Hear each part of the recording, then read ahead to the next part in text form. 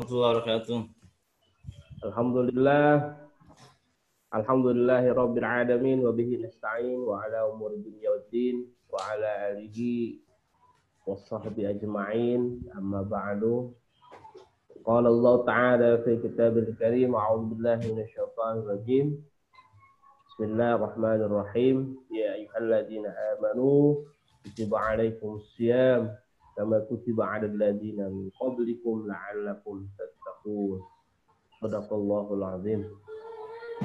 Bersyukur mari kita panjatkan kehadirat Allah Subhanahu wa taala. Syukur alhamdulillah di kesempatan pagi hari menjelang siang ini Allah senantiasa memberikan nikmat-nikmatnya kepada kita semua, terutama nikmat iman, nikmat Islam, nikmat satu afiat, dan nikmat kesempatan yang Allah berikan kepada kita semua. Semoga dengan nikmat-nikmat itu mampu menjadikan kita sebagai hambanya yang senantiasa bersyukur kepada Allah Subhanahu wa taala. Shalawat dan salam tak lupa kita sampaikan kepada suri tauladan kita Nabi besar Muhammad sallallahu alaihi wasallam. Di bulan suci Ramadan yang mulia ini kita hidupkan sunnah-sunnah Rasulullah sallallahu alaihi wasallam.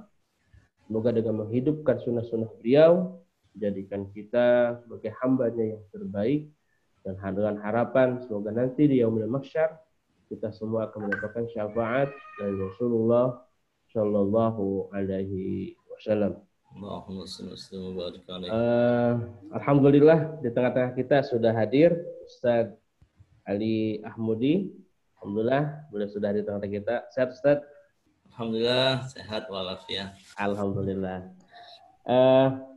Kajian kita di kesempatan pagi hari ini, mari kita buka dengan bacaan Al-Fatihah.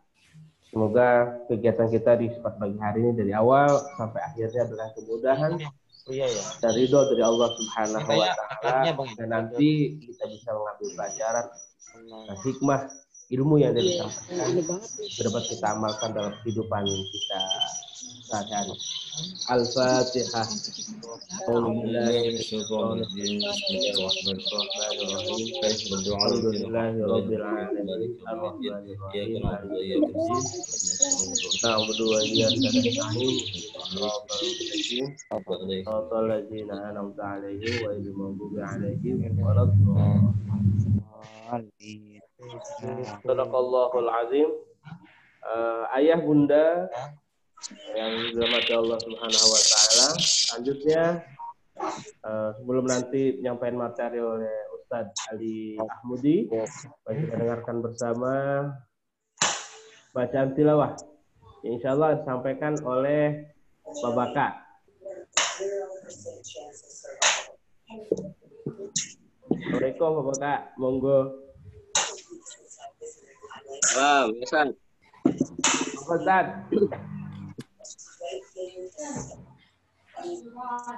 A'udzu billahi minasy syaithanir rajim. Bismillahirrahmanirrahim. Kama arsalna fikum rasulan minkum yatlu 'alaikum ayatina wa yuzakkikum wa yu'allimukumul kitab والحكمة ويعلمكم ما لم تكونوا تعلمون فاذكروني أذكركم واشكروا لي ولا تكفرون يا أيها الذين آمنوا استعينوا بالصبر والصلاة إن الله مع الصابرين ولا تقولوا لمن يقتل في سبيل الله أموات بل أحياء ولكن لا يشعرون ولنبلونكم بشيء من الخوف والجوع ونقص من الأموال والأنفس والثمرات وبشر الصابرين الذين إذا أصابتهم مصيبة قالوا إنا لله وإنا إليه راجعون أولئك عليهم صلوات من ربهم ورحمة وأولئك هم المهتدون صدق الله العظيم. Assalamualaikum warahmatullahi wabarakatuh. Waalaikumsalam warahmatullahi wabarakatuh. Jazakumullah khairan. Terima kasih kepada Bapak yang sudah membacakan ayat-ayat suci Al-Quran kepada kita semua. Ayah bunda yang dirahmati Allah Subhanahu wa taala,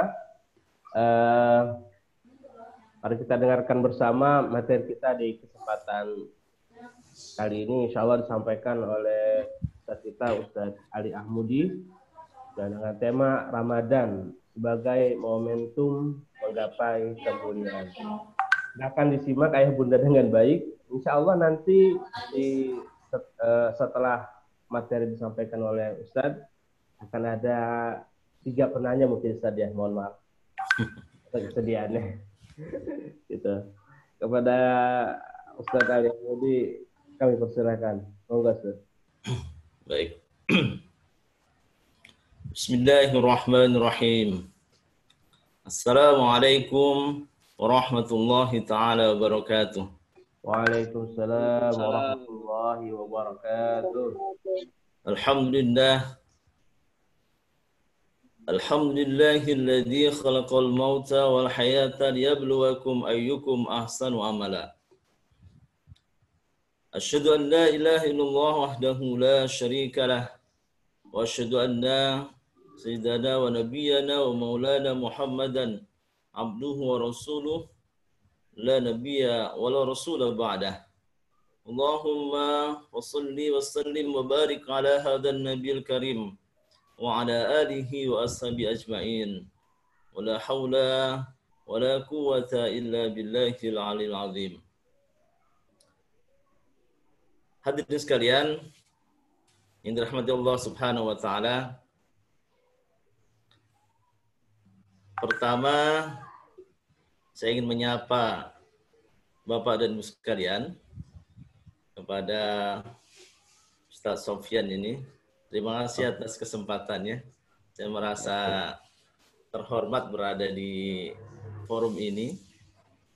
Yang kedua, alhamdulillah kepada Bapak Ibu staf pengajar di Sekolah Alam Depok dan mungkin para orang tua yang sebagian bisa bergabung di dalam pengajian kita pada kesempatan kali ini.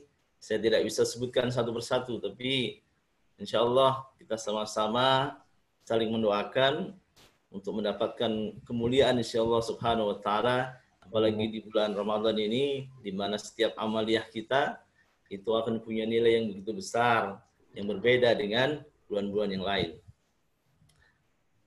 Kesempatan yang Allah Subhanahu wa taala berikan kepada kita di tengah kesulitan kita, di mana dunia sedang menghadapi situasi yang mungkin dianggap oleh sebagian orang sebagai musibah yang teramat berat. Namun ada juga yang menganggap bahwa ini adalah satu hikmah yang diberikan oleh Allah Subhanahu wa taala agar manusia punya kesempatan untuk melakukan muhasabah, agar alam semesta punya kesempatan untuk beristirahat, dan agar setiap manusia mulai menanggalkan sisi-sisi kesombongannya. Kita bisa melihat betapa hari ini yang punya mobil-mobil mewah tidak akan bisa menikmati mobilnya. Yang punya villa tidak bisa menikmati villanya. Kantor-kantor kosong, jalanan tidak seramai hari biasa.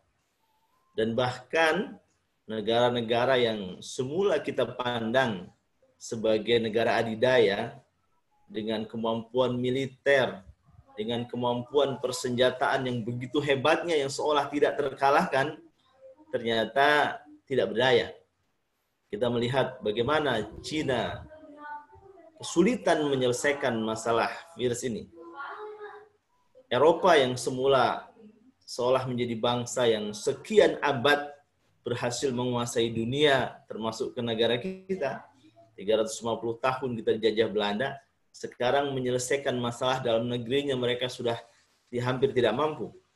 Amerika yang dianggap sebagai negara adidaya yang semuanya tidak berani kepadanya, hari ini justru yang paling parah mengalami kerusakan. Ini adalah cara Allah Subhanahu wa taala untuk menata kembali dunia, baik secara fisik maupun secara psikologis. Bahkan sampai kepada level yang lain, yaitu secara ekonomi, secara politik, itu ditata kembali Allah Subhanahu wa taala dengan caranya. Secara ekonomi kita sama-sama paham, sekarang orang kaya dan orang miskin nggak ada bedanya. Ketika mereka sakit kena corona, yang menanggung tetap negara. Tidak bisa mereka menanggung dirinya. Artinya apa yang dibanggakan selama ini, apa yang kita cari selama ini, toh tidak ada artinya. Ini ada pelajaran berharga. Belum lagi yang lain-lain, kekayaan, kehebatan, tidak ada gunanya. Semua orang sekarang sedang fokus. Dan bagi seorang muslim, tetap saja patokan pertama, ini sebelum kita masuk ke tema yang jauh tentang Ramadan, patokan pertama yang dia lakukan setiap hari sudah Allah Subhanahu wa taala ingatkan.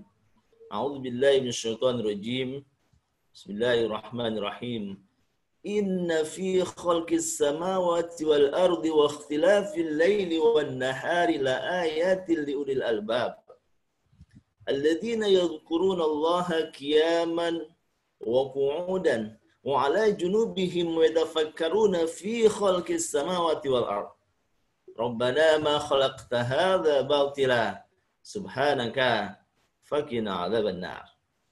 Jadi ada dua kata kunci yang kita dapatkan dari surah Ali Imran ayat 190 yang tadi. Yang pertama adalah kalau kita mengaku sebagai seorang mukmin, kalau kita mengaku sebagai seorang muttaqin, maka kita akan selalu menggunakan berbagai macam kemampuan fisik dan jiwa kita, termasuk kemampuan kita untuk mempelajari sesuatu, karena Allah Subhanahu wa taala perintahkan untuk kita menjadi ulul albab. Menjadi orang-orang yang mampu berpikir, orang yang mampu membedakan yang benar dan yang salah, orang yang mampu untuk menganalisis berbagai macam masalah, orang yang tidak termakan, tidak mudah menelan mentah-mentah hoax. Nah, ini kata saya garis bawahi. Nah, nanti ada korelasinya dengan puasa yang kita lakukan. Jadi kata-kata sederhana kita adalah yang dimaksud dalam surah Ali Imran 190 tadi adalah ulul albab, yaitu orang-orang yang tidak gampang termakan hoax. Dia ketika mendapatkan satu informasi, dia pelajari itu. Dia kaji itu. Ya, itu yang pertama. Jadi seorang muslim, apalagi kita berkesempatan diberikan oleh Allah Subhanahu wa taala untuk mengenyam pendidikan yang lebih tinggi dibanding orang pada umumnya, seharusnya kita mengkaji sesuatu secara mendalam, termasuk dalam masalah kita saat ini misalnya terkait dengan virus corona. Tidak perlu menjadi dokter atau menjadi tenaga kesehatan, tapi setiap orang harus paham tentang ilmu tersebut. Itu yang pertama. Yang kedua, ketika kita mengalami satu masalah, salah satunya kita menghadapi wabah misalnya, maka yang kedua tuntunannya adalah apa yang dilakukan? Kita selalu mengatakan, Rabbana ma khalaqta hadza batila. Ya Tuhan kami, tidak ada yang Kau ciptakan itu sia-sia. Subhanaka faqina adzabannar. Itulah kata-kata orang bertakwa. Itulah kata-kata orang beriman. Ketika dia mendapatkan kebaikan, maka dia yakini bahwa ma asabaka min hasanatin faminallah. Semua hal yang kita dapatkan, kebaikan-kebaikan, rizki apapun datangnya dari Allah Subhanahu wa taala, bukan semata-mata karena usaha kita sendiri. Tapi ketika kita mendapatkan sebuah kesulitan, wa ma asabaka min sayyi'atin famin nafsik. Barang siapa mendapatkan satu kesulitan, satu kesusahan, wabah, satu kesalahan yang berakibat fatal terhadap diri dan orang lain, maka dia akan introspeksi diri, mengatakan, "Famin nafsik," itu adalah karena perilaku kita sendiri. Maka kita selalu mengatakan, "Rabbana ma khalaqta hadza batila." Tidaklah apa yang diberikan Allah Subhanahu wa taala itu sesuatu yang sia-sia. Maka dua poin ini akan menjadi titik tolak kita mempelajari segala sesuatu. Yang pertama, bahwa konteks kita sebagai seorang muslim, sebagai orang beriman, sebagai orang bertakwa adalah selalu menggunakan akal pikiran kita untuk mencari pengetahuan yang cukup sehingga tidak mudah termakan oleh informasi-informasi yang tidak benar. Yang kedua adalah ketika mendapatkan apapun, kita akan selalu mengatakan, ya Tuhan kami, ya Allah, tidak ada yang Kau ciptakan sia-sia. Kesusahan yang kami dapatkan, kebaikan yang kami dapatkan, semua sudah tercatat di Lauh Mahfuz, semua ditentukan Allah Subhanahu wa taala, tinggal manusia mensikapinya seperti apa. Maka ini adalah poin kita bicara pada kesempatan kali ini, dan pada kesempatan-kesempatan berikutnya kita selalu mengedepankan aspek pertama adalah mencari pengetahuan, yang kedua adalah berpikir positif kepada Allah Subhanahu wa taala, karena tidak ada yang Allah ciptakan sia-sia, termasuk virus corona. Hadirin sekalian yang dirahmati Allah Subhanahu wa taala, oleh karena itu marilah kita bersyukur kepada Allah Subhanahu wa taala sehingga Allah Subhanahu wa taala masih berikan kesempatan, kesehatan dan kemampuan kita untuk menjalani Ramadan ini dengan segenap keterbatasannya. Tergantung sudut pandang kita. Kalau kita memandang Ramadan di tengah wabah corona ini sebagai sesuatu yang tidak menyenangkan, ya mungkin itu yang akan kita dapatkan. Tapi kalau kita memandang Ramadan ini justru sebagai sesuatu yang punya nilai yang lebih dibanding Ramadan yang sudah kita lewati. Kita yang rata-rata usia 40-50 ini mungkin udah sekian puluh kali menjalankan ibadah puasa Ramadan. Tapi apa yang kita dapatkan? Barangkali ini cara Allah Subhanahu wa taala agar kita benar-benar menikmati Ramadan sekarang, menikmati baca Al-Quran, menikmati puasa di rumah bersama keluarga, menikmati sahur dan buka bersama keluarga. Ini pengalaman pribadi. Kalau Ramadan yang sebelum-sebelumnya, yang namanya Ramadan itu, saya hanya bisa buka puasa di rumah itu 2 hari. Pertama tanggal 1 sama tanggal 30 nanti. Tanggal 1 itu adalah hari pertama, sama tanggal 30 menjelang Idul Fitri. Sisanya mudah kemana-mana. Ya kan? Paling sahur bisa. Tarawih pun di rumah ya, hampir tidak pernah. Tapi alhamdulillah ini udah 7 hari ya, di rumah ada yang adzan, ada yang qomat, ada yang ya tugas masing-masing ya Ustaz. Justru ada sesuatu yang berbeda dibanding tahun-tahun sebelumnya. Tergantung cara kita. Apakah kita memandang sesuatu itu negatif, maka negatif pula yang kita dapatkan. Kalau kita memandang sesuatu itu positif, ya insya Allah sesuatu yang positif yang kita dapatkan. Ini cara Allah Subhanahu wa taala mengembalikan Ramadan kita yang mungkin sudah hilang di tahun-tahun sebelumnya. Mudah-mudahan. Innallaha wa malaikatahu yusholluna 'alan nabi. Ya ayyuhalladzina amanu shallu 'alaihi wa sallimu taslima. Hadirin sekalian, yang kedua marilah kita senantiasa membiasakan diri kita bersolawat atas Nabi. Tentunya dengan solawat yang diajarkan. Bukan solawat yang ditambah-tambah yang aneh-aneh. Yang diajarkan oleh Rasulullah SAW dan para sahabat.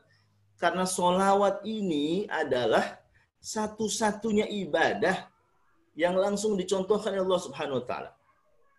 Allah tidak mencontohkan bagaimana salat. Tidak mencontohkan puasa, haji, tidak. Allah mencontohkan satu saja ibadah, yaitu salawat. Kenapa? Innallaha wa malaikatahu yusholluna 'alan nabi. Sungguhnya Allah Subhanahu wa taala bersama para malaikat bersalawat atas Nabi. Kemudian baru manusia diperintahkan, ya ayyuhalladzina amanu shallu 'alaihi wa sallimu taslima. Baru kita diperintahkan untuk bersalawat juga. Berarti ini mulia sekali salawat ini. Jadi kita membiasakan diri, berdoa kepada Allah Subhanahu wa taala, membaca istighfar, membaca salawat. Disitulah kita salah satu cara kita bersyukur kepada Allah telah diberikan seorang Rasul yang telah memperkenalkan Ramadan kepada kita, dan juga cara kita mendekati Rasul agar menjadi bagian dari jamaahnya, dan cara kita meminta pertolongan Allah Subhanahu wa taala karena kita menjalankan perintahnya, sehingga ketika perintah kita jalankan, yakinlah doa-doa kita akan lebih mudah untuk dikabulkan. Hadirin sekalian yang dirahmati Allah Subhanahu wa taala, masuk kepada tema utama, yaitu saya ambil judul Ramadan sebagai momentum menggapai kemuliaan. Saya sudah lupa, ini sudah saya sampaikan berapa kali di berbagai tempat. Sejak tarhib, ya, sejak pertengahan Sya'ban yang lalu. Tapi saya modifikasi sedikit-sedikit sesuai dengan kebutuhan. Tapi sangat menarik bagi kita semua untuk mengetahui apa sebenarnya yang kita lakukan saat ini. Seperti yang tadi saya sudah katakan, kita ini sudah berpuasa Ramadan, itu mungkin ada yang 40 kali, ada 50 kali, ada 30 kali. Tapi apakah kita mendapatkan sesuatu? Atau hanya kita mengenang Ramadan itu dengan takjilnya, dengan tarawih dan main petasan waktu kita kecil, atau dengan malam takbirannya bawa obor, atau itu yang kita rasakan. Ya, sebatas itu. Ya. Apa kita memang apa kita memang sudah mendapatkan yang kita inginkan, yang Allah inginkan? Nah, bisa jadi saya ambil satu ilustrasi. Saya Pak Sofyan ini mau ke Depok, mau ke terminal Depok. ITC aja dah, jangan ke terminal. Iya, samping terminal ada ITC. Walaupun sekarang sepi kayak rumah hantu. Ya? Tutup. Nah, mau ke ITC misalnya, itu tapi tidak tahu ITC-nya ada di mana. Kira-kira sampai sana nyari-nyari nggak ketemu-ketemu. Kalau ketemu pun lama, nanya orang dulu. Atau bahkan tidak tahu harus naik apa ke ITC. Cari angkotnya tahu tuh ke Ciputat. Ya kan? Atau ke Bogor. Atau kemudian ketika sampai di ITC, tidak tahu mau beli apa. Yang penting pokoknya sampai ITC dah. Ngapain aja di sana nongkrong-nongkrong gitu. Kenapa? Terus habis itu pulang, gue udah nyampe ITC nih. Teh manis doang. Di ITC. Di ITC ngapain? Teh manis. Minum teh manis di Parung aja juga bisa. Sohor dikit, Sat. Nah, karena kita tidak pernah tahu di mana ITC, naik apa ke sana, dan bahkan sudah tahu tapi tidak tahu mau apa di sana, maka yang terjadi adalah kita secara rutinitas pergi ke ITC, tapi tidak pernah mendapatkan apa-apa di sana. Sama seperti kita menjalani satu ibadah. Kita tidak pernah tahu apa yang kita lakukan di ibadah itu, kemudian ukuran-ukuran apa yang kita pakai agar kita merasa betul-betul yakin bahwa ibadah itu memang layak kita lakukan. Saya tidak ingin terjebak. Kalau di tempat lain kan sering sekali kalau saya ngisi kajian duha di masjid-masjid di Kampung Bedahan dan Pasir Putih itu sering sekali muncul istilah bid'ah segala macamnya. Saya malas menjawab sebenarnya. Tapi saya biasanya memberikan ukuran saja ketika kita mengukur satu ibadah yang diperintahkan oleh Allah Subhanahu wa taala atau disampaikan bahwa itu perintah Allah Subhanahu wa taala, itu ukuran pertama, itu biasanya pakailah ukuran dimensi diniyah. Dimensi diniyah. Ada nggak sih perintahnya secara langsung baik di Al-Quran maupun hadis? Kalau nggak ada, ya nanti dulu deh, kita pikirkan lagi. Yang kedua, itu ada dimensi sejarah. Ada nggak sih bahwa ibadah itu dilakukan oleh orang-orang sebelum kita, terutama oleh para nabi, para rasul, para sahabat, para khulafaur rasyidin, para tabi'in, tabi'in, ada nggak sih? Dimensi sejarahnya mesti ada. Yang kedua, yang ketiga, ada dimensi syariah, ada aturan yang jelas. Kan nggak mungkin, kau suruh sholat, tapi sholatnya bagaimana nggak tahu. Pokoknya nggak ada pengeluaran aja. Kan ada dimensi syariahnya. Yang kemudian yang ketiga, yang keempat adalah ada dimensi istimaiyah. Ada manfaatnya buat diri kita dan orang lain. Suruh ibadah tapi nggak tahu manfaatnya. Mau ke ITC nggak tahu mau apa, pokoknya yang penting sampai ITC. Gitu. Pasti ibadah itu tidak menyenangkan. Pasti sesuatu itu tidak membuat kita resep. Kita merasa menikmati. Karena kita nggak tahu. Perintahnya nggak jelas. Syariatnya nggak ada. Sejarahnya nggak jelas. Atau hanya salah satu di antaranya. Itu membuat kita susah. Makanya kalau kita melihat itu, nah kita mulai dari sana. Ya, kita mulai dari sana. Ketika Allah Subhanahu wa taala memerintahkan kepada manusia di dalam surah Al-Baqarah 183, kita tambah 84, 85, 86 dan seterusnya boleh. Tapi minimal kita mulai 183. Jadi Allah Subhanahu wa taala perintahkan a'udzubillahi minasyaitonirrajim. Bismillahirrahmanirrahim. Ya ayyuhalladzina amanu kutiba 'alaikumus syamu kama kutiba 'alal ladzina min qablikum la'allakum tattaqun. Dari ayat itu setidaknya kita dapat 3. Apa dapat pertama? Pertama adalah ya ayyuhalladzina amanu kutiba 'alaikum as-syam. Berarti dimensi diniyahnya ada. Perintah langsung dari Allah Subhanahu wa taala, kutiba 'alaikumus syam. Diwajibkan atas engkau berpuasa. Oh, ada, udah yakin satu nih. Oh, ini perintah Allah. Yang kedua apa? Dapat kita dimensi sejarahnya. Apa? Kama kutiba 'alal ladzina min qablikum. Sebagaimana yang juga dilakukan oleh orang-orang sebelum engkau. Sejarahnya ada, kita runut saja. Nabi Adam berpuasa, Nabi Ibrahim berpuasa, tapi puasanya mungkin lain-lain. Tapi perintah puasanya ada. Ya kan? Baru yang syariatnya yang berbeda-beda. Ya. Baru kemudian ada dimensi yang terakhir, la'allakum tattaqun. Wah, agar kau bertakwa. Loh, ada tujuannya. Disuruh perintah sesuatu nggak ada tujuannya buat apa? Nah, masih kurang satu nih. Kurang satu apa? Dimensi syariahnya. Baru naik yang kedua. Ayyamam ma'dudat wa man kana minkum maridan aw 'ala safarin fa'iddatu min ayyamin ukhar. Wa 'alal ladzina yutiqunahu fidyatun ta'amu miskin. Faman tatawwa'a khairan fahuwa khairul lah wa an tasumu khairul lakum in kuntum ta'lamun. Di sini kita dapat dua dimensi. Apa? Yang pertama dimensi syariat. Jelas ayyamam ma'dudat, pada waktu-waktu sudah ditentukan. Kapan itu? Bulan Ramadan dimulai dari terbit fajar sampai terbenam matahari. Itu syariat. Ya kan? Ada syariatnya. Terus ada lagi syariat yang berikutnya. Faman kana minkum maridun aw 'ala safarin fa'iddatu min ayyamin ukhar. Jika engkau sakit atau engkau dalam perjalanan, maka lakukanlah pada hari yang lain. Boleh tidak berpuasa, ada syariatnya. Ada tuntunannya. Jadi kita makin yakin, wah ibadah ini benar nih. Ada syariatnya. Nah, kemudian dimensi yang ada lagi tambahan dimensinya adalah istimaiyah. Jika tidak bisa melakukannya, mengganti di hari-hari lain nggak bisa. Kasih dong fidyah, kasih makan fakir miskin. Maka ada dimensi istimaiyah. Maka ibadah puasa yang diperintahkan baru dari ayat 1 sampai 2 saja kita sudah lengkap itu dimensinya. Dalam kita mengkaji satu ibadah. Jangan sampai kita beribadah nggak dikaji. Pokoknya kalau gurunya ngomong begini dilakuin. Pokoknya kalau ada ustadznya ngomong gini, lakuin. Lama-kelamaan hidup kita sibuk dengan ibadah. Tapi kategorisasi kita al-dhalin. Kita baca Al-Fatihah kan. Ihdinas siratal mustaqim, siratal ladzina an'amta 'alaihim ghairil maghdubi 'alaihim waladhdallin amin. Kita jadi al-dhalin. Ya kan? Ada orang al-maghdub, yaitu orang-orang yang banyak pengetahuan tapi sedikit mempraktekannya. Seperti Bani Israel tuh, pinter-pinter tapi dia durhaka kepada Allah SWT. Tapi ada al-dhalin. Orang yang banyak beribadah tapi nggak tahu ilmunya. Yang pokoknya jalanin aja. Zikir semalaman, jalanin aja.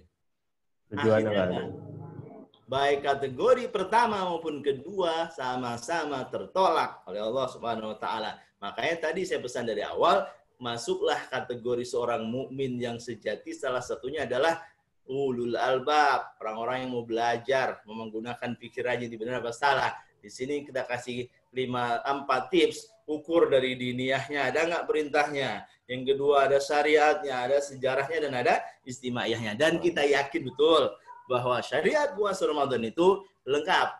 4-4-nya ada. Nah, 4-4-nya ada. Pertanyaannya adalah, nah, saya nggak tahu apakah Bapak dan Ibu sekalian pernah bertanya, kenapa sih puasanya kok Ramadan? Kenapa nggak bulan lain? Muharram gitu kali Ustaz ya. Nah, kenapa? Kalian tahun baru. Betul. Padahal kalau kita baca Al-Quran, Bapak dan Ibu sekalian, ada klasifikasi bulan. Dan Allah Subhanahu wa taala itu menunjuk 4 bulan yang dimuliakan, dan itu juga dulu di keyakinan bangsa Arab sebelum Islam pun sudah meyakini ada 4 bulan yang disucikan, yang tidak boleh berperang, tidak boleh bermaksiat, tidak boleh melakukan perselisihan. Bulan Rajab, ya kan? Bulan-bulan yang lain ada 4 bulan, termasuk bulan Muharram. Kenapa puasanya kok nggak bulan Muharram aja?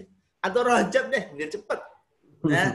Nah, tentu ini muncul satu pertanyaan. Kalau tadi kita sudah mengkaji, puasanya udah memenuhi syarat deh.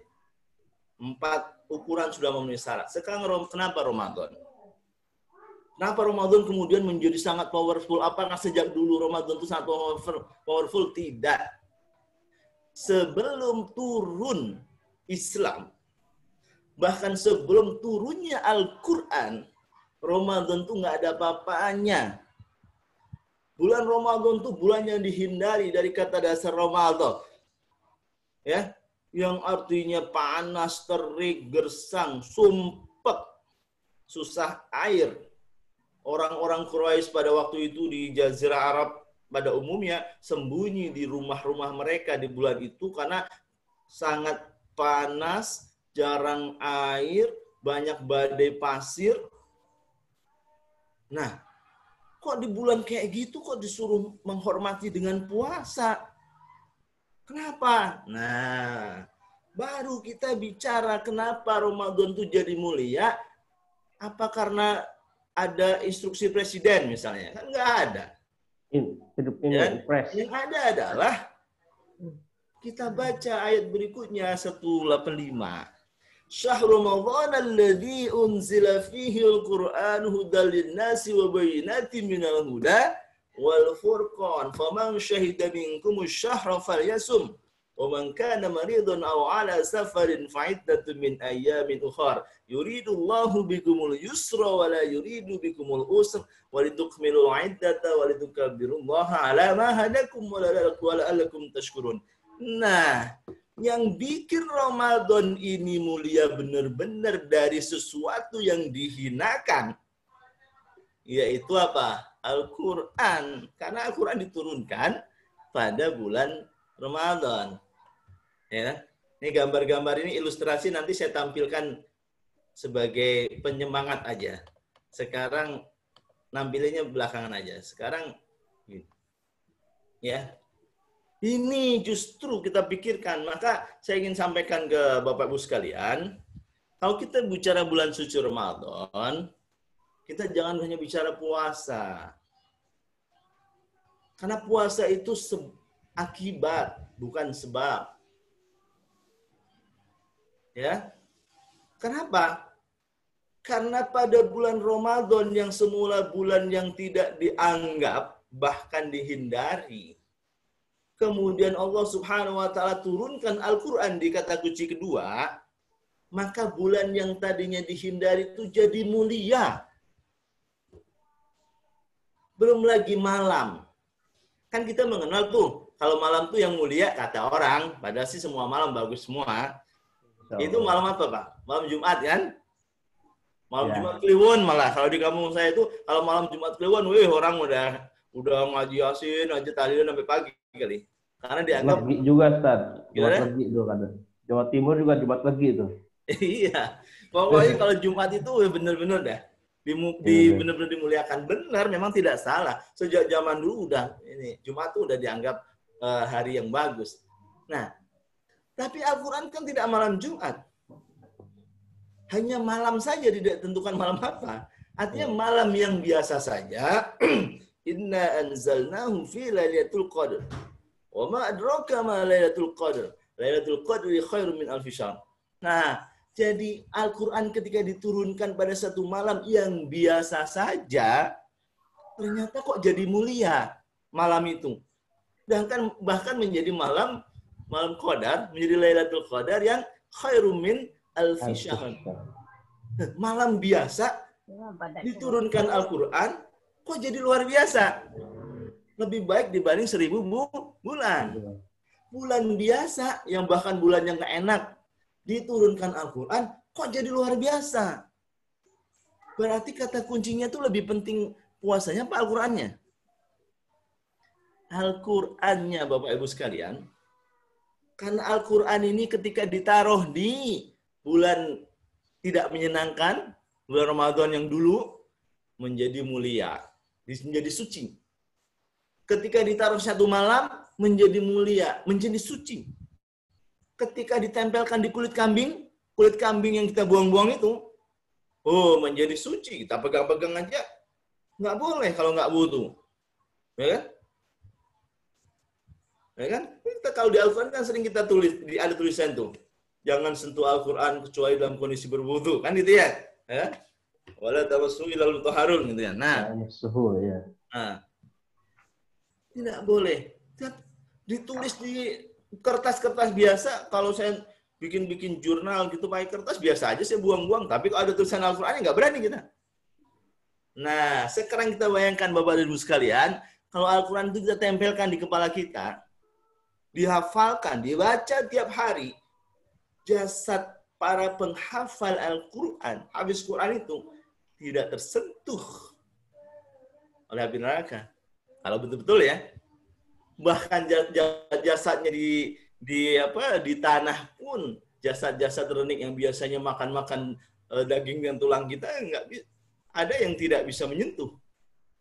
Berarti poin terpentingnya adalah Al-Quran. Makanya Syahrul Quran.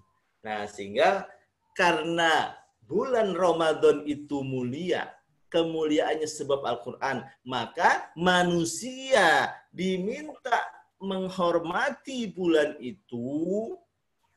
Ya, saya garis bawahi. Manusia diminta menghormati bulan itu dengan penghormatan yang begitu luar biasa, karena bulan itu luar biasa, maka penghormatan terbesar yang harus dilakukan adalah puasa.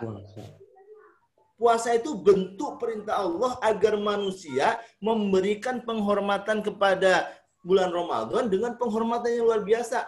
Kita misalnya gini, kita mau menghormati presiden, suruh puasa seharian, belum tentu mau kita, mending nggak usah deh. Gitu. Betul ya?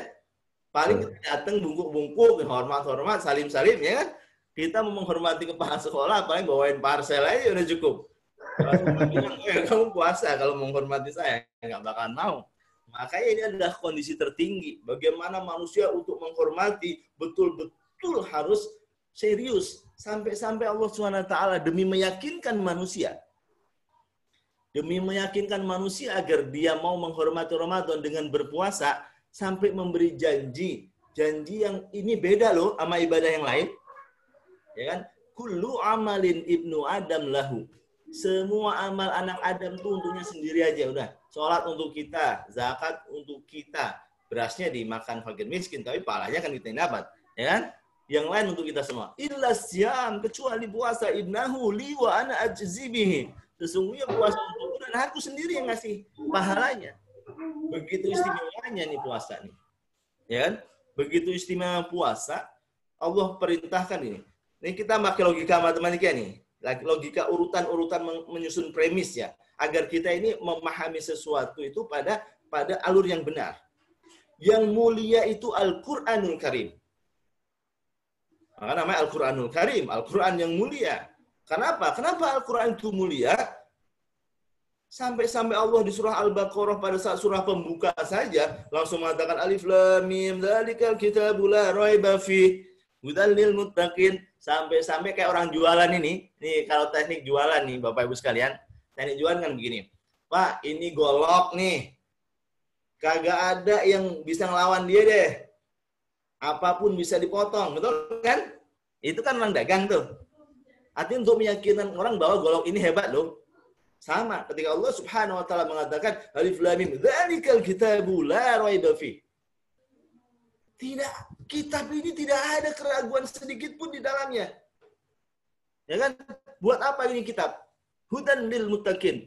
Petunjuk pada orang bertakwa. Itu kenapa Al-Qur'an itu sangat mulia, karena justru Allah Subhanahu wa taala ketika menciptakan manusia mengirimkan ke alam semesta untuk mengelola alam ini dengan sebaik-baiknya, disertai panduannya, disertai arahannya. Kenapa? Tugas manusia nggak ringan loh Pak, Ibu. Manusia itu tugas ke dunia itu tidak banyak tapi tidak ringan. Saya ingin sampaikan kalau kita kaji telah di Al-Quran itu cuma 3 aja klasifikasi tugas manusia. Cuma 3, nggak banyak-banyak. Apa? Yang pertama, ya kan? Wa ma khalaqtul jinna wal insa illa liya'budun. Tidak aku ciptakan jin dan manusia kecuali untuk beribadah. Betul nggak Pak? Ya kan? Itu baru pertama. Ya kan? Tidak diciptakan jin dan manusia untuk beribadah. Itu pertama, beribadah. Yang kedua, wa idh qala rabbuka lil malaikati inni ja'ilun fil ardi khalifah. Jadi Allah mengirimkan Adam, yaitu manusia, untuk menjadi khalifah. Mewakili Allah Subhanahu wa Ta'ala mengurus alam semesta dengan sebaik-baiknya. Yang ketiga apa? Wa ma arsalnaka illa rahmatan lil alamin. Tidak kutus engkau kecuali menjadi rahmah bagi seluruh alam. Cuma 3 tugas manusia. Yang pertama beribadah. Yang kedua menjadi khalifah, ngurus alam yang benar. Yang ketiga menjadi rahmah, memberikan kabar gembira, memberikan kesenangan, merawat alam, menjadi rahmah. Nah, pertanyaannya adalah, mungkin nggak manusia mengerjakan 3 hal itu kalau tidak ada panduannya? Kita disuruh pergi nih, jadi sekolah alam mengirim anak-anak kelas 5 pergi ke TNUK misalnya. Nggak ada panduannya sama sekali. Udah kalian pada pergi sana. Kira-kira pada pulang nggak? Tentu Ustaz, nggak sampai ujung kulon nggak ada. Ujung kidul. Larinya ke Nggak ada ujung panduannya Menteng. Ustaz. Atau ke ujung Menteng larinya. Wah, bisa jadi Ustaz. Ke sono jadi ya. Nggak ada panduannya. Dan Allah Subhanahu wa Ta'ala tidak mungkin menyuruh manusia beribadah tidak dikasih panduannya. Menyuruh manusia untuk menjadi khalifah tidak dikasih panduannya. Menyuruh manusia menjadi rahmat tidak dikasih panduan, tidak mungkin. Maka langsung saja Allah tegaskan, syahrul ramadan alladzi unzila fihi al-Qur'an hudal lin-nasi wa bayyinatin minal huda wal furqan. Kami turunkan Al-Qur'an di bulan suci Ramadan sebagai petunjuk bagi manusia, sebagai penjelas petunjuk yang sudah ada, dan sebagai pembeda yang benar yang salah. Di situ Al-Quran menjadi mulia. Al-Quran menjadi ada di derajat tertinggi. Sampai-sampai nempel di beduk aja, kalau ditulisin Al-Quran, jangan dipukul-pukul tuh.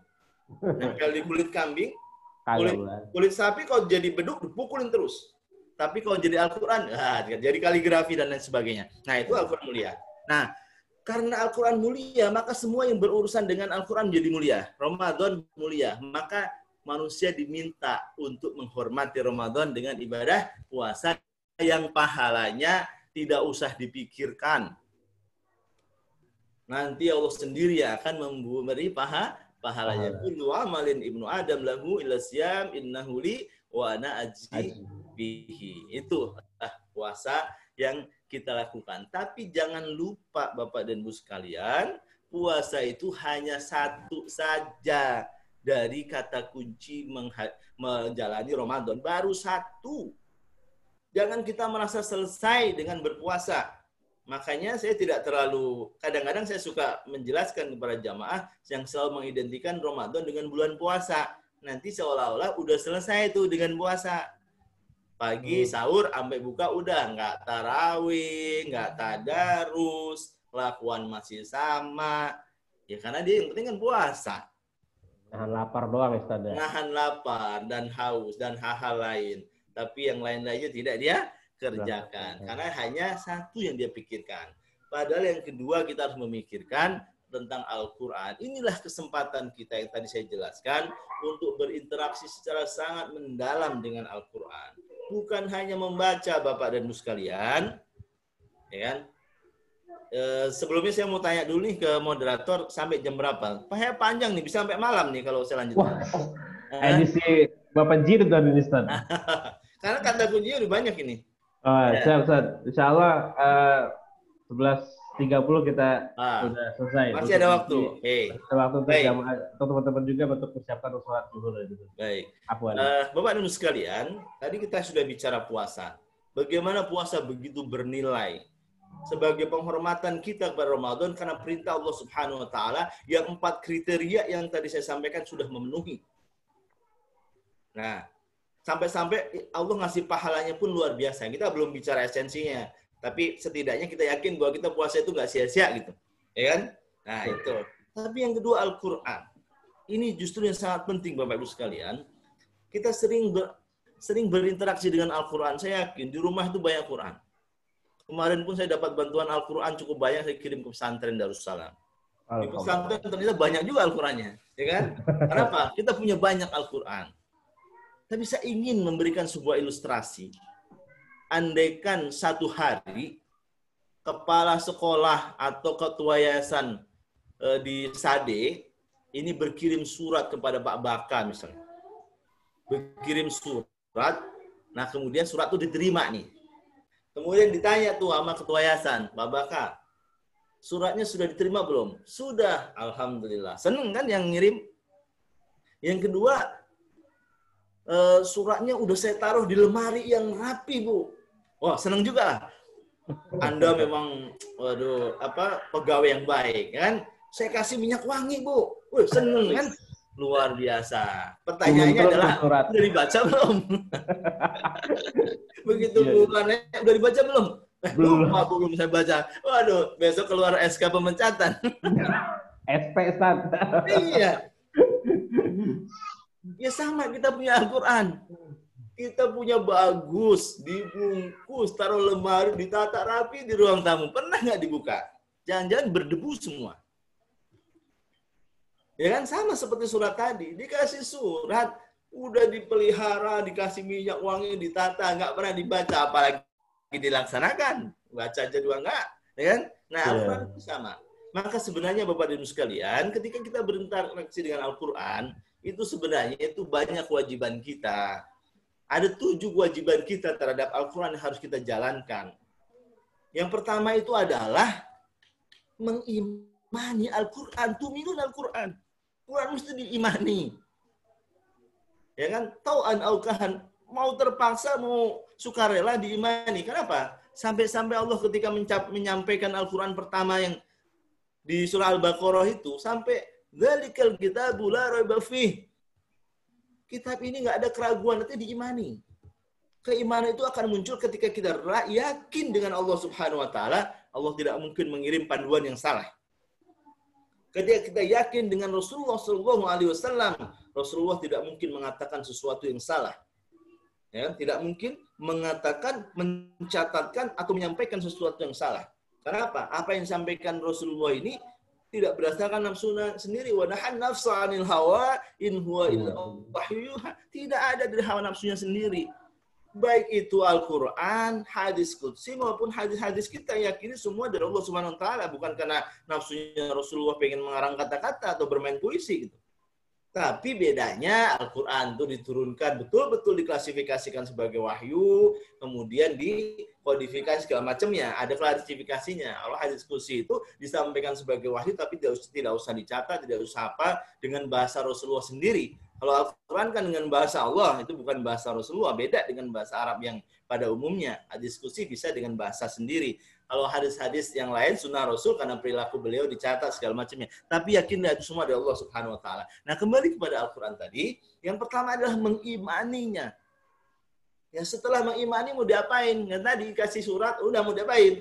Yang kedua adalah apa? Tilawatil Quran atau qiraatil Quran. Ya, dibacalah Qurannya.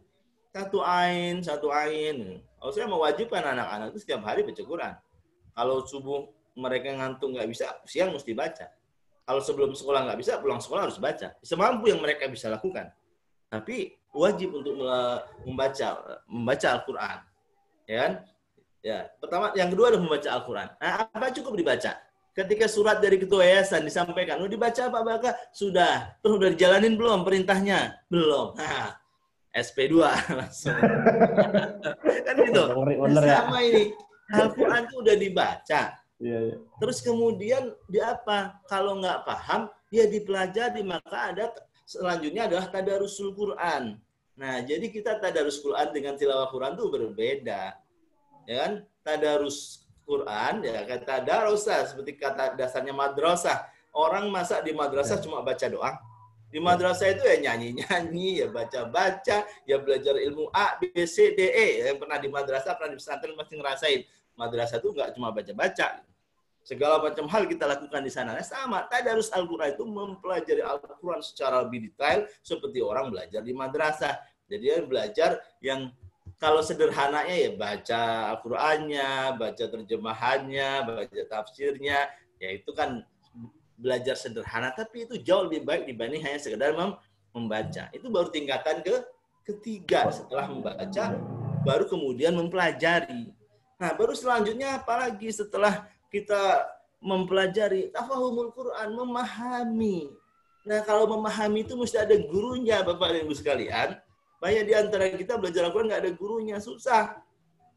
Ini dulu saya belajar nahwu shorof tuh bertahun-tahun nggak ngerti-ngerti.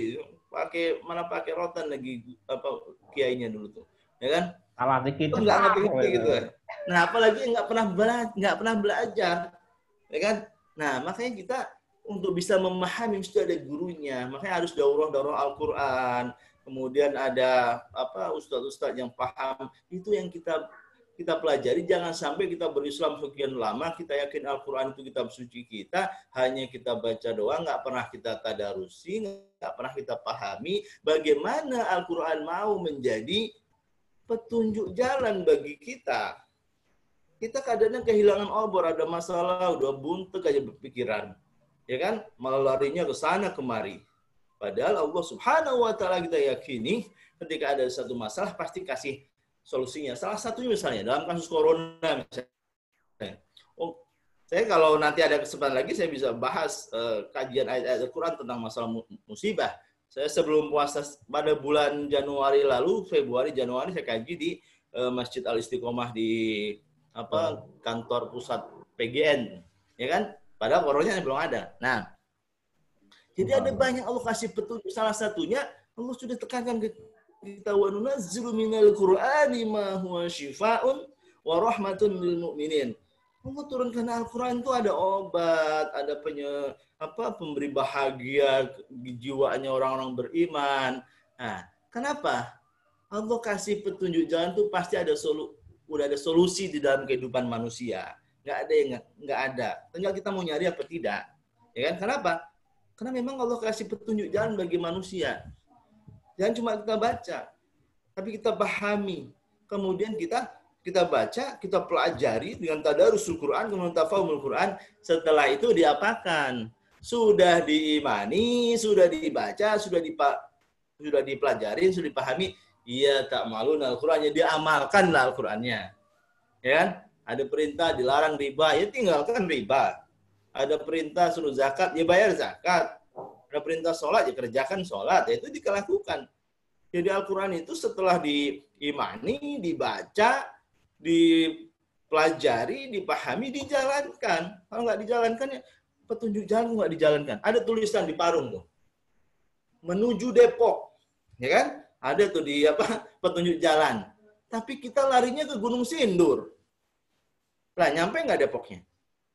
Udah tahu tuh, udah bisa baca bahwa di situ ada tulisan anak panah ke Depok, tapi beloknya ke kiri ke Gunung Sindur. Iya, nggak nyampe. Al-Quran nggak dijalankan, walaupun sudah dipahami. Ini yang disinggung oleh Allah Subhanahu Wa Taala tadi di awal, bahwa banyak di antara manusia termasuk kaum muslimin yang terjebak menjadi al-maghdub. Orang banyak ilmu, banyak belajar, banyak mengerti, tapi tidak mempraktekkan. Al-Qur'annya hanya jadi ilmu, hanya jadi qori, hanya jadi ahli tafsir, hanya jadi hafiz, tapi hidupnya jauh dari Quran. Susah hidupnya. Nah, orang suruh ke Depok, petunjuk jalannya ke Depok, larinya ke Gunung Sindur. Nyampe-nyampe BSD, nyampe-nyampe Legok sana. Nggak akan pernah sampai pada tujuan sebagai manusia. Maka kita amalkan. Itu yang keempat. Ya kan? Setelah dipahami, setelah diimani, dibaca, dipelajari, dipahami, yang kelima diamalkan. Baru setelah kita mengamalkan, apa yang kita lakukan berikutnya? Mengajarkan. Ini beruntung sekali kepada guru-guru Al-Quran, bahwa kata Rasul apa? Khairukum man ta'alamal Quran wa 'allamahu. Sebaik-baik engkau adalah yang mempelajari Al-Quran dan ngajarin lagi ke orang lain. Kan kita udah paham, ambil level mengamalkan nih, walaupun belum semuanya gitu. Tapi kita punya tugas untuk mengajarkan, sampai-sampai Rasul bilang balighu anni walau ayah, sampaikan dariku walaupun cuma satu ayat. Nah, baru yang terakhir, ini yang orang berlomba-lomba biasanya, tapi tidak melewati tahapannya. Baru tahfidzul Quran, menjaga Al-Quran. Jadi tahfidz Quran Bapak dan Ibu sekalian, jangan dianggap identik dengan ngapalin Quran doang. Ya kan? Jadi tahfidzul Quran itu ngejaga Quran, bukan cuma ngapalin. Salah satu cara menjaganya ya menghafalkan. Salah satu caranya, tapi bukan itu seolah selesai. Seolah-olah selesai. Jangan lupa Bapak dan Ibu sekalian, tugas manusia 3 loh. Tugas manusia 3 apa tadi? Beribadah. Yang kedua menjadi khalifah. Pemimpin, rahmat untuk alam. Nah, yang ketiga jadi rahmah. Kalau kita cuma ngafal doang bisa. Yang kedua, yang ketiga. Maka orang tuh harus komprehensif kehidupannya. Kita kaji Al-Quran karena kita insan ulil albab yang senantiasa meyakini tidak ada yang diciptakan Allah itu sia-sia. Ya kita bedah dong alam semesta seperti hanya Al-Quran membedahnya. Ya kan? Membedahnya. Makanya kalau mau jadi khalifah, mau jadi bukan khilafah ya. Khilafah lain lagi itu kajiannya, silahkan ngaji di HTI. Nah, menjadi khalifah silahkan. Nah, kan mesti butuh ilmunya. Mesti butuh sekolah. Mesti belajar komputer. Mesti belajar ilmu matematika dan lain sebagainya. Maka kemudian cara tahfidzul Quran itu adalah selain menghafalkan Al-Quran, juga tentu membedah isi Al-Quran. Ketika Al-Quran mengatakan dhaharal fasadu fil barri wal bahri bima kasabat aydin nas liyudhiqahum ba'dal ladzi amilu dan lain sebagainya, itu kan kita bedah. Kalau kita mau berinteraksi dengan Al-Quran sampai pada level tertinggi, beriman udah pastilah. Ya kan? Kalau nggak beriman kepada Al-Quran bahaya itu karena salah satu rukun iman kan. Ya. Nah, yang kedua membaca, alhamdulillah insya Allah udah bagus-bagus lah. Sekarang beda sama zaman dulu orang ngaji itu susah. Sekarang banyak sekali orang belajar ngaji. Nah, baru sekarang kita naikkan tadarus Al-Quran. Kalau tidak ada kesempatan, minimal cari Al-Quran yang ada terjemahan, baca terus. Nanti kita akan ketemu korelasi-korelasi di dalam kehidupan kita tanpa kita sengaja. Kita baca satu persatu, ya kan? Kemudian kita pahamkan, kita cari guru, kita sekali-kali nggak ikut taklim, baru kemudian kita amalkan pelan-pelan semampu yang kita bisa lakukan, baru terakhir kita hafalkan, kita jaga, walaupun Allah sudah berjanji untuk menjaga. Inna nahnu nazzalna dzikra wa inna lahu lahafizun. Kami yang menciptakan al-dzikra ini, yaitu Al-Quran, kami akan menjaganya. Tapi kita juga punya kewajiban menjaganya sebagai implementasi dari janji Allah Subhanahu wa Ta'ala tersebut melalui diri kita, yaitu menghafalkan, menjaga fisiknya, menjaga isinya, dan menjaga praktiknya. Itu Al-Quran. Maka kalau kita Ramadan ini masih ada di 3 minggu, cobalah kita praktekkan. Mumpung ada kesempatan. Banyak di rumah, mau keluar takut kena corona. Itulah di Al-Quran aja lah. Ya kan? Kita baca di rumah sambil ngerjain pekerjaan yang lain. Insya Allah tanpa sadar, pelan namun pasti di akhir Ramadan, interaksi kita dengan Al-Quran semakin intensif. Ada banyak solusi kehidupan kita yang kita temukan di sana. Cobalah kalau tidak percaya. Baik. Nah, itu yang kedua, kata kunci yang kedua. Jangan sampai kita nggak dapat. Puasa pastilah, saya yakin. Semua yang ada di grup, di forum ini pasti puasa semuanya. Ya kan? Bahwa puasanya beda-beda, itu lain lagi. Tapi pasti semua puasa. Yang kedua, yuk kita tingkatkan Al-Quran. Udah baca berapa juz nih sampai tanggal sekian. Udah baca terjemahannya berapa kali. Udah banyak tafsirnya. Kita lakukan, insya Allah interaksi kita begitu paripurna terhadap Al-Quran. Kenapa? Bukan hanya target kita berapa kali kita hatam. Tapi kemudian sama seperti kita ke ITC tidak tahu mau ngapain. Lebih baik sekali hatam. Tapi kita tahu apa yang diinginkan oleh Allah Subhanahu wa Ta'ala di dalam Al-Quran tersebut. Beda sekali dengan orang zaman terdahulu yang mereka Al-Quran itu sudah menjadi kehidupan sehari-hari. Kita lebih banyak mungkin menggunakan HP dibanding berinteraksi dengan Al-Quran. Kata kunci berikutnya, Bapak dan Ibu sekalian, adalah Lailatul Qadar. Ini adalah luar biasa. Allah Subhanahu wa Ta'ala dengan sifat Rahman, Rahim, Ghafur, ya, dengan Maha Pengasih, Penyayang, Pengampun, Bijaksana, Adil. Ketika manusia diciptakan oleh Allah Subhanahu wa Ta'ala, saya kira para jamaah sekalian memahami betul bahan kita apa sih, Pak? Waktu Adam diciptakan itu bahannya dari tanah yang kotor. Sampai-sampai ketika Allah Subhanahu wa Ta'ala memerintahkan iblis dan malaikat untuk bersujud kepada Adam, hanya malaikat yang mau. Karena malaikat itu tidak punya nafsu, tidak punya iri hati.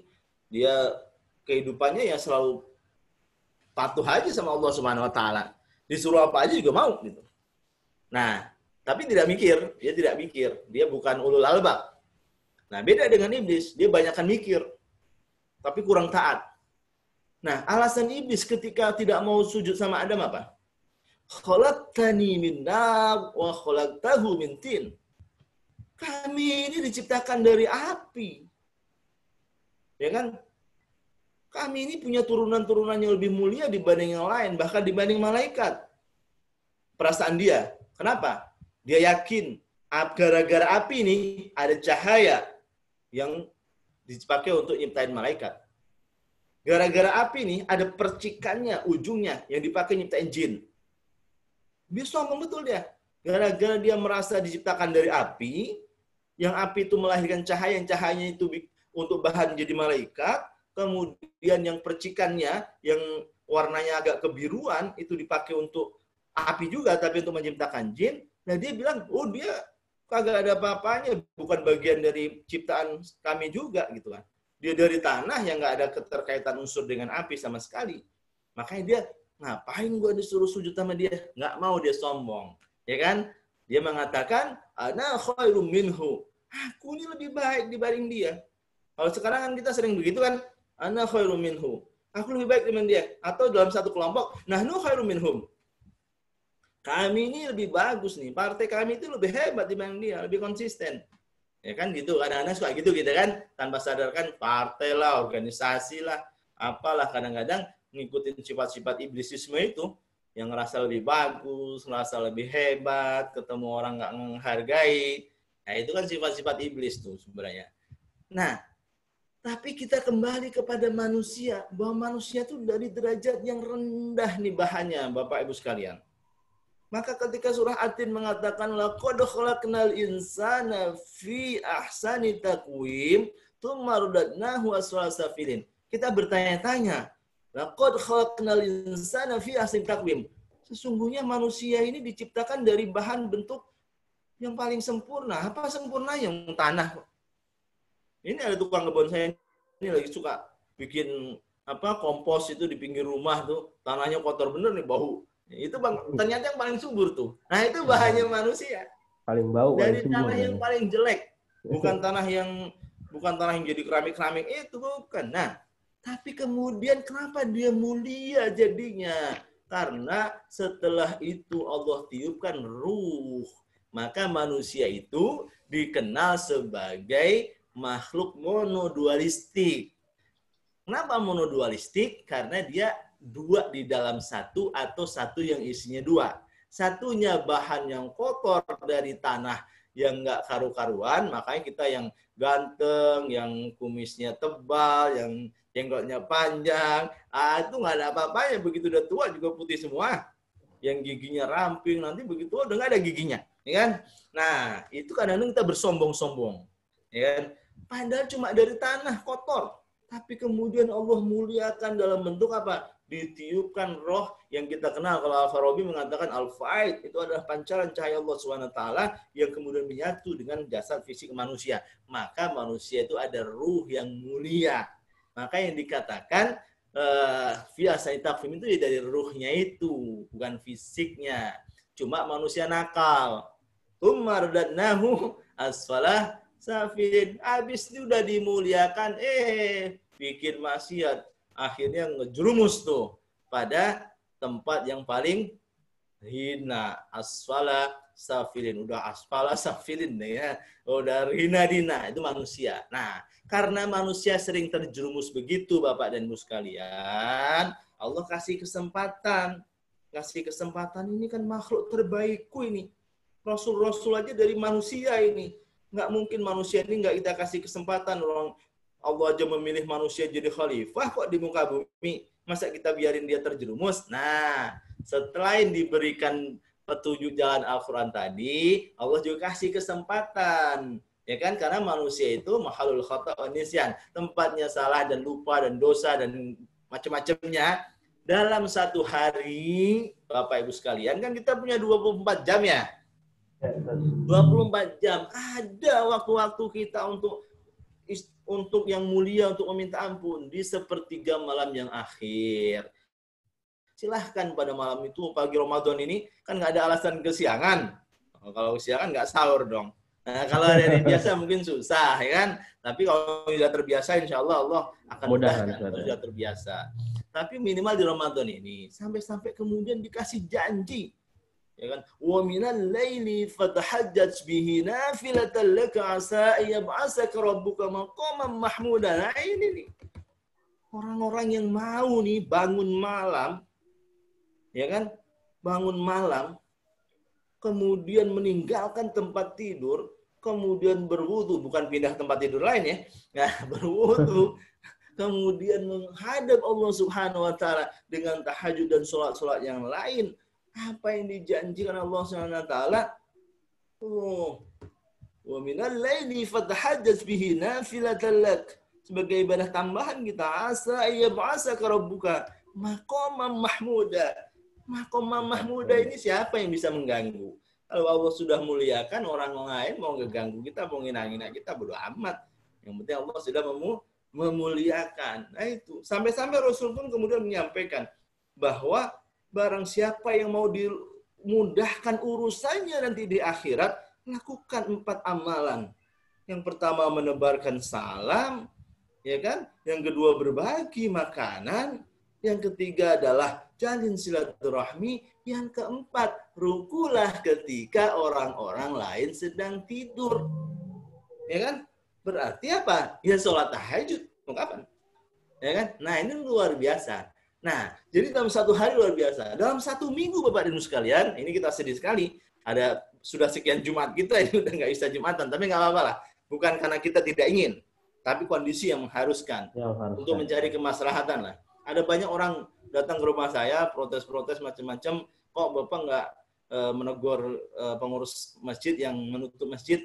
Saya bilang, saya mengikuti anjuran ulama dan pemerintah. Apa dasarnya? Bla bla bla. Kalau berdebat susah lah, kan? Berdebat susah. Tapi kemudian saya pakai usul fikih aja. Sekarang ini situasinya tidak menentu, ya kan? Situasinya mengkhawatirkan. Bukan hanya buat kita, tapi buat orang lain. Satu orang sakit, satu keluarga kena, satu kampung kena. Sampai saya bilang, saya pakai kaidah usul fikih aja. Darul mafasid muqaddimun ala jalbul masalah. Mencegah kemudaratan itu harus saya utamakan dibanding mencari kemaslahatan. Sholat jamaah kemaslahatan dapat pahala banyak. Tapi kalau kemudian pulang bawa corona atau membawa corona ke orang lain, nah itu kan mudarat jadinya. Makanya mencegah kemudaratan dulu yang kita utamakan, baru kemaslahatan. Nanti kalau udah reda, ya udah kita kembali lagi kan gitu. Kalau di rumah juga sholat, di rumah juga jamaah kan gitu. Nah, itu dalam satu minggu Allah kasih kemuliaan hari Jumat yang pada hari itu Allah kasih janji pengampunan dosa untuk 6 hari yang sudah lewat. Nah dalam 1 bulan Bapak Ibu sekalian Allah kasih lagi. Ini orang masih manusia kan banyak salah, banyak dosa gitu kan. Nah ada 3 hari di pertengahan bulan yang kita kenal sebagai Ayyamul Bid. Kita puasa, kita sucikan diri kita. Nah, dalam 1 tahun, Bapak Ibu sekalian, ada 12 bulan, 11 bulan kita aneh-aneh lah pokoknya kerjaannya. Ribut sama orang, ya kan? Segala macamnya. Bulan Ramadan itu untuk mencucikan diri kita agar dosa-dosa kita yang sudah berjalan 11 bulan bisa disucikan Allah SWT. Ada lagi di dalam bulan Ramadan ternyata yang lebih luar biasa. Yaitu yang kita kenal sebagai Lailatul Qadar. Kenapa? Bisa jadi manusia itu mau beribadah sepanjang hari belum tentu diterima. Dosa aja yang banyak. Kemudian Allah kasih kesempatan buat hamba-hambaku yang berbeda. Ya kan? Hamba-hambaku yang berbeda pada malam itu untuk apa? Lebih bagus dari 9 bulan. 1000 bulan, jangan 9 bulan ya. Lebih bagus dari 1000 bulan. Tapi ada satu yang harus Bapak Ibu garis bawahi. Selama ini orang mengejar Lailatul Qadar di mana, Pak? Di masjid-masjid, ya Pak ya. Nah, sholat, ya, zikir, betul Pak? Sholat, zikir, apa lagi biasanya? Baca Quran. Baca Quran. Udah itu aja. Terus pagi pulang tidur di rumah. Betul ya? Pertanyaan saya adalah, ketika Allah janjikan Lailatul Qadri khairum min alfi syahr. Tanazzalul malaikatu warruhu fiha biizni rabbihim min kulli amr. Malaikat itu kemana? Berkeliling-keliling. Kita pakai analogi kita, malaikat itu seperti kita. Kita belanja takjil, Pak. Kita tiap hari udah makan lontong nih. Kalau hari-hari biasa, di Sawangan kan banyak orang jual lontong tuh kalau pagi-pagi. Terus kita takjil tertarik beri lontong nggak? Enggak tuh. Enggak. Kita cari kolang-kaling yang nggak pernah ada. Betul ya? Jarang-jarang, Ustaz. Nah, betul. Pakai dong analogi seperti itu kita ketika kita memahami psikologis. Kita nggak pernah tahu perasaan malaikat, tapi kita pakai logika kemanusiaan kita. Malaikat tuh yang suka sujud, tiap hari sujud. Betul. Malaikat tuh nggak pernah bermaksiat. Malaikat tuh melaksanakan apapun yang Allah perintahkan. Tapi malaikat pernah sedekah nggak? Enggak. Nggak pernah. Ya kan? Malaikat pernah ngisi pengajian nggak? Nggak pernah. Nggak ada, Ustaz. Malaikat pernah nggak nolongin orang kita lagi bayar bagi-bagi zakat gitu? Nggak pernah. Ada. Justru malaikat senang yang kayak gitu. Ketika dia berkeliling gitu, oh lagi sholat, alhamdulillah dicatat. Jadi amal kebaikan. Lagi dikit, dicatat. Lagi baca Quran, dicatat. Tapi biasa aja. Karena emang sehari-hari malaikat nyatatin sholat. Betul nggak? Sehari-hari nyatatin dikir. Sehari-hari nyatatin baca Quran. Tapi begitu ketemu, malam ini orang lagi ngumpulin orang, dikasih makan ini. Untuk puasa. Ya kan? Berbuka puasa. Makan sahur dikasih makan ini. Malam ini dikumpulin anak yatim, dikasih sedekah nih. Itu yang mulia. Ya kan? Yang tidak dilakukan oleh malaikat. Yang setiap bulan-bulan yang lain nggak ada. Makanya sedekah kita ngasih makan orang yang berpuasa saja di bulan Ramadan. Apalagi pas kena Lailatul Qadar. Yang tidak kena Lailatul Qadar saja, orang yang ngasih berbuka, orang berpuasa dapat pahala dari seluruh amal orang pada hari itu. Bukan cuma puasanya.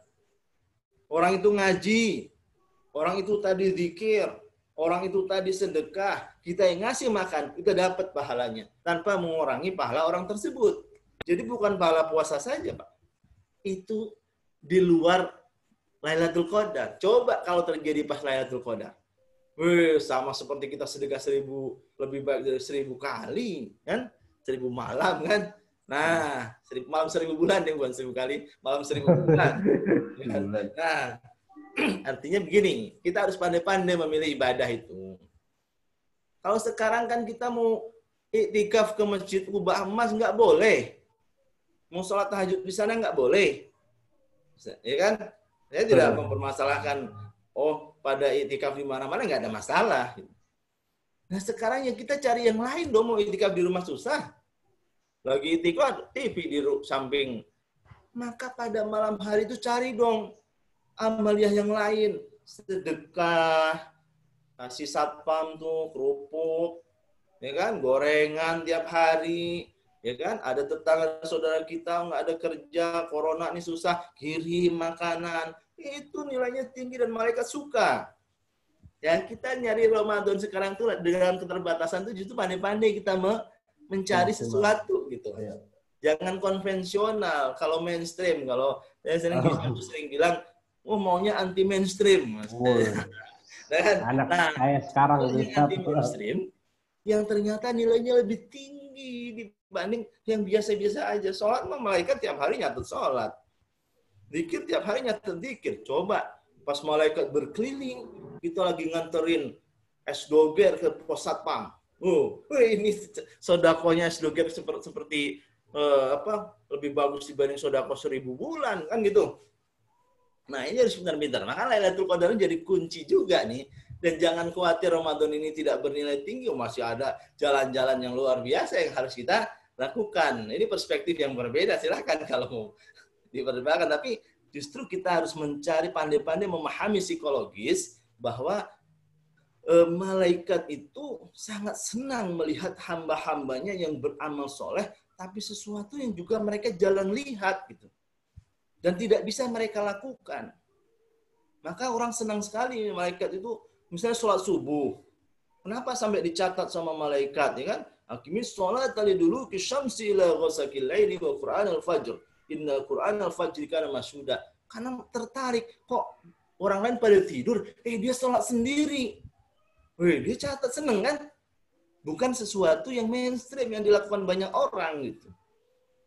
Gitu lah, ya. Sama seperti kita mendapatkan Lailatul Qadar dengan cara yang anti mainstream. Dan sekarang saatnya kita buktikan. Gitu. Nah, jadi itu. Jadi puasa kita jalankan insya Allah lah. Nilainya sangat tinggi. Al-Quran kita interaksinya kita luar biasa. Lailatul Qadar kita dapatkan dengan anti mainstream. Yang tidak sama orang lain, tapi mampu kita lakukan. Ya kan? Dengan sederhana dan bermanfaat buat banyak orang. Salah satunya sedekah pada hari-hari di mana kita berharap turun Lailatul Qadar. Nah, dari itu semua, ya kan?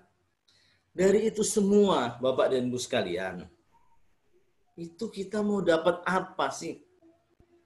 Ini kan bulan suci Ramadan.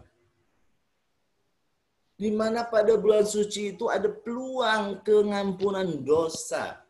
Ya. Ada peluang pengampunan dosa. Apa janji Allah? Man shoma ramadhana imanan wa ihtisaban ghufira lahu ma taqaddama min dhanbi. Atau man qoma ramadhana imanan wa ihtisaban ghufira lahu ma taqaddama min dhanbi. Puasa kita yang kita lakukan karena ikhlas, karena iman, dan ada kata-kata wahtisaban. Harusnya kita berpuasa itu jadi cara bermuhasabah. Ya? Membuat kita mau bermuhasabah. Bukan hanya sekedar kita puasa. Maka di situ ada pengampunan dosa nih janji Allah nih. Pada siapa yang berpuasa karena iman, karena ikhlas, dan itu menjadi wahana kita merenung dan bermuhasabah, maka Allah akan ampuni dosa kita. Artinya kita kembali suci. Nah, Ramadan sebagai bulan mulia adalah untuk memperbaiki ketakwaan. Seperti perintah Allah SWT, kutiba alaikumus siyamu kama kutiba alal ladina min qablikum la'allakum tattaqun. Agar bertakwa. Ya bertakwa ini ada nggak yang derajatnya lebih tinggi? Ya kan? Tidak ada orang ketika Allah SWT, ya kan? Ya ayuhan nas inna khalaqnakum min dzakarin wa untha wa ja'alnakum syu'uban wa qabaila lita'arafu inna akramakum indallahi atqakum. Tidak ada yang lebih tinggi daripada takwa. Itu adalah yang paling tinggi. Ya kan, sesungguhnya yang paling mulia di sisi Allah adalah yang paling bertakwa. Nah, Ramadan itu bulan mulia. Ketika manusia diminta memperbaiki ketakwaan untuk mendapatkan kemuliaan. Nah, makanya kalau ini udah saya bahas tadi sekilas, nggak usah itu poin-poin aja Pak ya.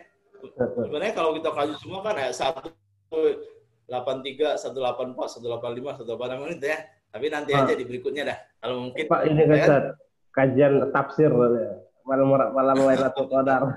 Apa? Nanti waktunya kita cari lagi lah ya. Nah, kita berbicara ketakwaan. Tadi saya sudah bilang, mau kemana? Mau ke ITC? Mau ngapain? ITC kayak apa? Wujudnya? Nggak tahu lah pokoknya ITC. Tahu ITC Fatmawati, kan? Nah, kita mesti paham. Secara etimologis, dari sisi bahasa, ini ada sinonimnya nih. Ada mungkin kalau di bahasa Arab al-muradif, ya kan? Ada al-khauf, ada rasa takut.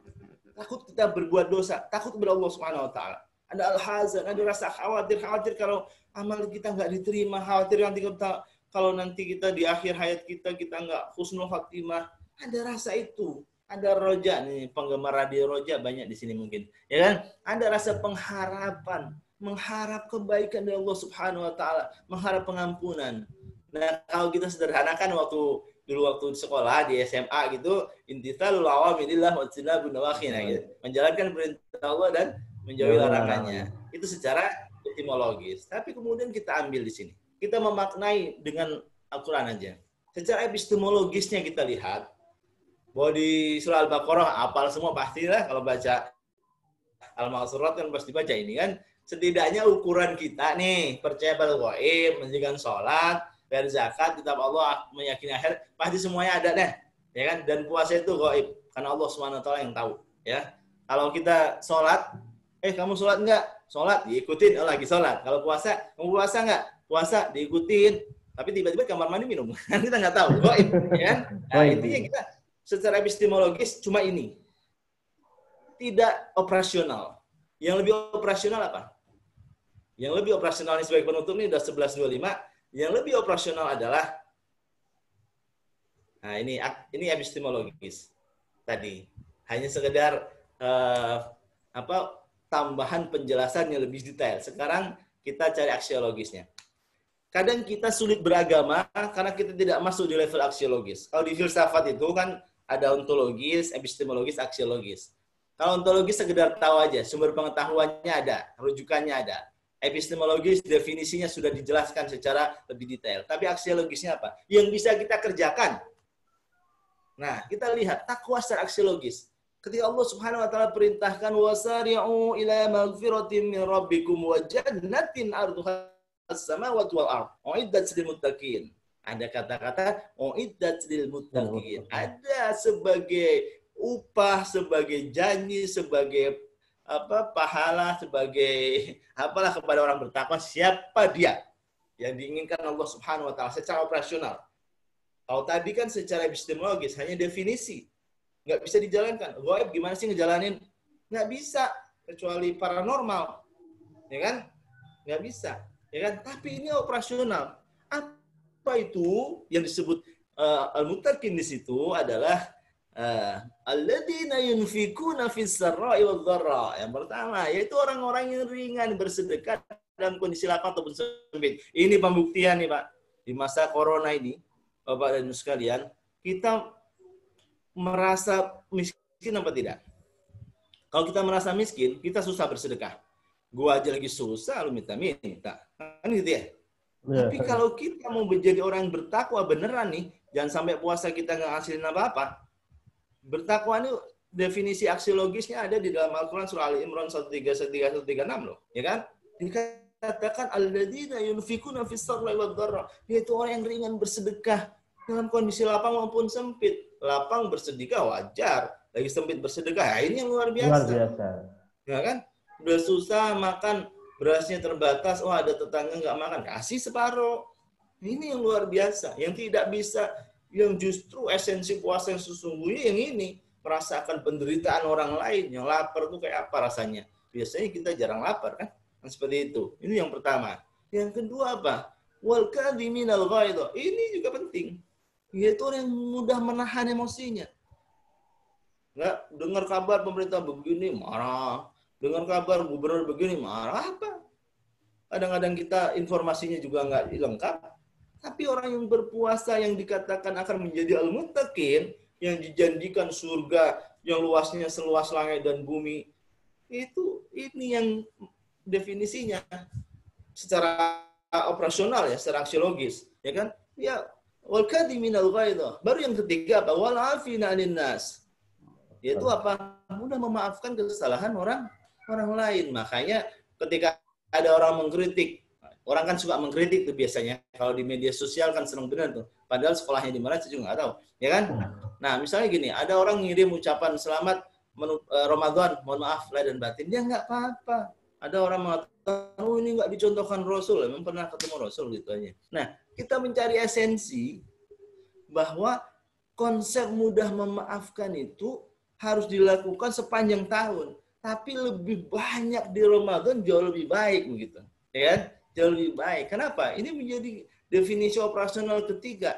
Walafina adinas. Wallahu yuhibbul muhsinin. Jadi ketiga hal itu dianggap sebagai sesuatu yang sangat baik yang dicintai oleh Allah Subhanahu wa taala. Kemudian apa lagi? Ya, ini kesempatan juga di bulan Ramadan. Walladzina idza fa'alu fahishatan aw dhalamu anfusahum dzakarullaha fastaghfiru lidzunubihim. Wa may yaghfiru dzunuba illa Allah wa lam yusirru ala ma fa'alu wa hum ya'lamun. Nah, orang yang berbuat salah, berbuat dosa atau mendolimi diri sendiri. Nah, mendolimi diri sendiri itu banyak definisinya, tapi salah satu contohnya yang bisa dengan mudah kita cerna, orang nggak sholat itu mendolimi diri sendiri. Yang butuh sholat itu siapa? Kita. bukan Allah Subhanahu wa taala. Satu dunia nggak sholat juga nggak apa-apa bagi Allahnya ya.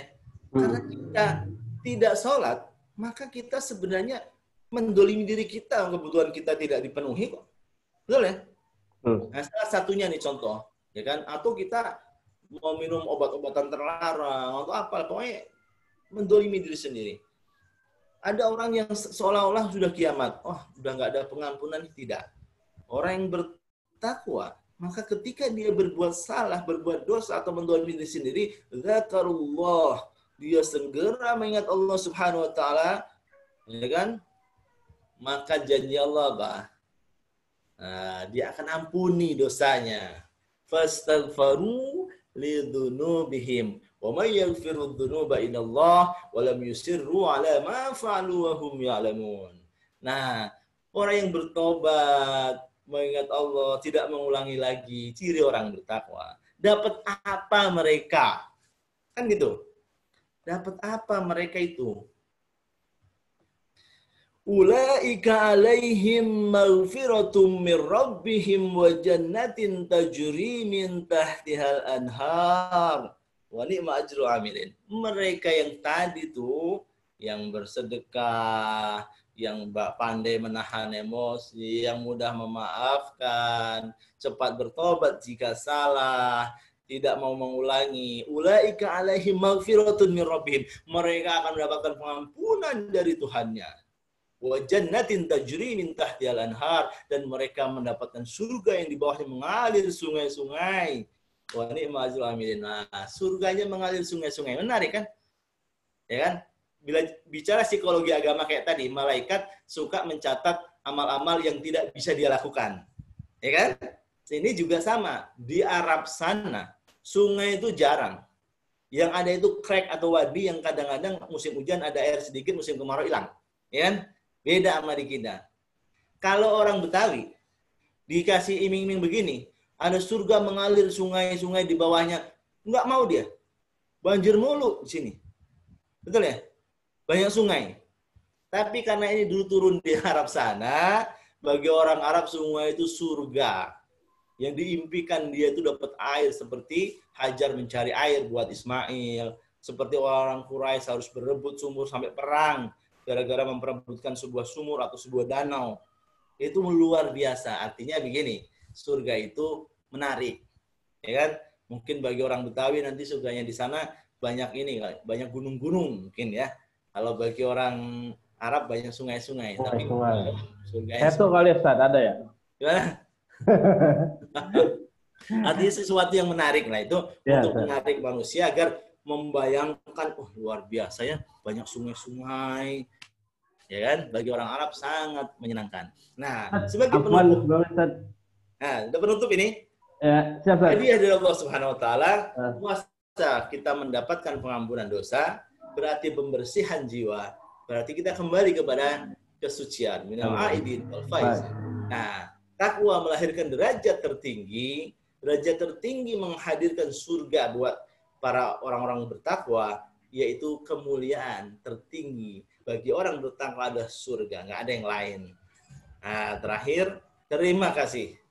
Assalamualaikum warahmatullahi wabarakatuh. Waalaikumsalam warahmatullahi wabarakatuh. Jazakallah. Kami terima kasih pada Ustadz Ali Ahmudi, luar biasa. 7 kunci yang dapat kita maksimalkan potensi ibadah yang kita maksimalkan di bulan yang mulia ini, di bulan suci Ramadan. Insya Allah materi yang tadi disampaikan oleh guru kita Ustadz Ali, kita bisa amalkan 21 hari lagi mungkin Ustadz ya. Ramadan masih tersisa di 21 hari ini, kita bisa maksimalkan puasa kita, baca Al-Quran kita, kemudian Lailatul Qadar. Karena Lailatul Qadar, sebagian ulama itu masuknya dari awal Ramadan sampai akhir, insya Allah. Ya. Ketakwaan juga, pengampunan dosa, kemudian kesucian dan kemuliaan. Dan 7 kata kunci ini semoga kita bisa ambil, kita bisa amalkan di 21 hari tersisa di bulan suci Ramadan ini. Ayah, bunda, teman-teman guru yang dimuliakan oleh Allah Subhanahu wa taala. Hari ini insya Allah zuhur pukul 11.53 itu Ustaz. Dan saat ini pukul 11.40. Insya Allah 13 menit ke depan kita sudah masuk waktu sholat zuhur. Mungkin ada satu penanya mungkin Ustaz ya, silakan ya. Silakan, monggo. Ya. Mungkin dari ayah bunda atau teman-teman dari guru yang mau bertanya langsung kepada Ustaz Ali, kami persilahkan.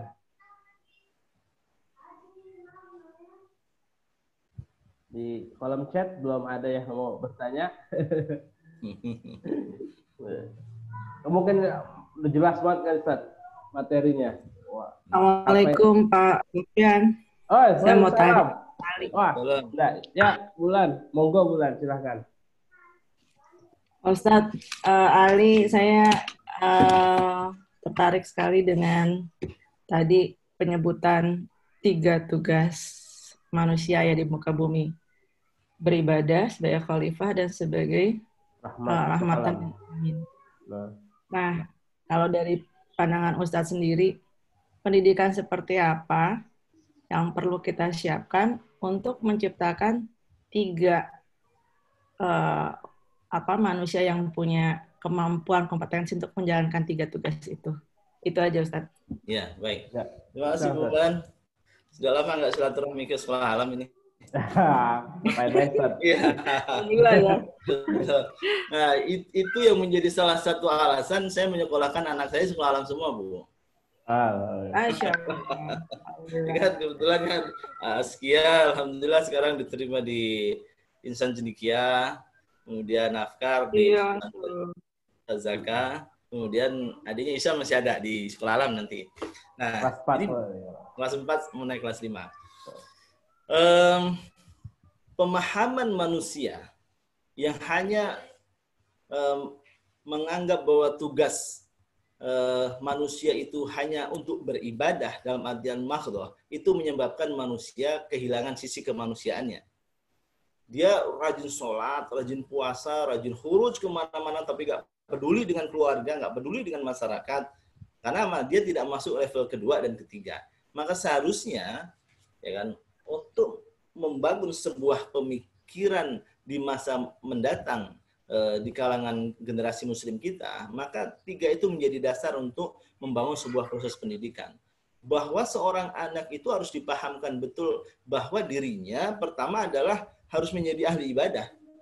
Maka kedisiplinan dia sholat, kedisiplinan dia melakukan puasa, kedisiplinan dia belajar Al-Quran, mesti ada. Kenapa? Itu untuk menyadarkan dirinya bahwa dia itu adalah hamba Allah yang harus menyembah kepada Allah SWT sebagai sebuah kebutuhan. Bukan karena Allah membutuhkan, tapi manusia membutuhkan.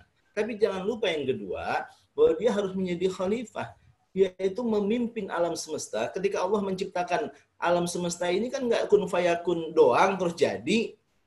Bahwa kita pelajari dalam ilmu alam, kebetulan kan saya belajar banyak ya Bu, astrofisika, tentang material, segala macamnya. Itu kan Allah aja menciptakan, dan itu secara alamiah bisa kita buktikan. Dalam 6 masa penciptaan, kan? Dalam 6 masa penciptaan di Al-Quran juga menciptakan alam bukan dalam 6 hari seperti orang Kristen bilang. Bukan 6 detik, bukan apa, 6 masa, 6 fase penciptaan. Dimulai dari fase A, fase B, sampai kemudian terbentuknya alam semesta yang siap dihuni oleh manusia. Nah, ketika kita sadari itu, Allah Subhanahu wa taala menciptakan alam itu kan juga sangat sempurna. Ya kan?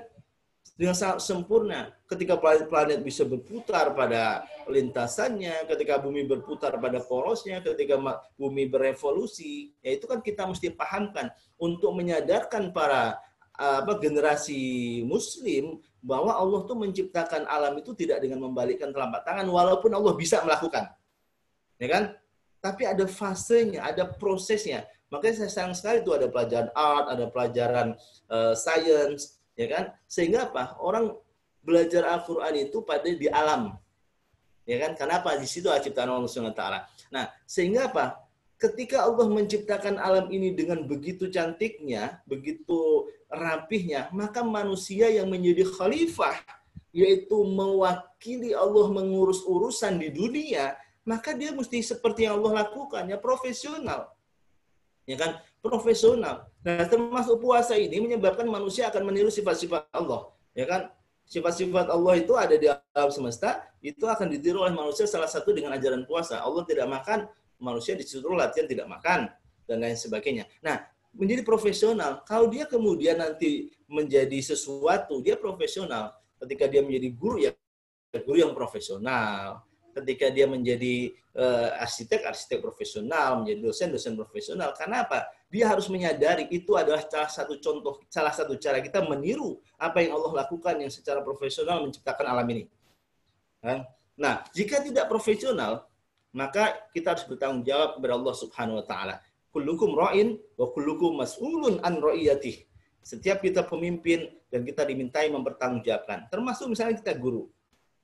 Guru ngajar nggak profesional, maka dosanya itu bukan hanya kepada yayasan, kepada sekolah, tapi kepada Allah Subhanahu wa taala dan kepada para siswa. Dosa kita kepada Allah Subhanahu wa taala gampang pengampunannya.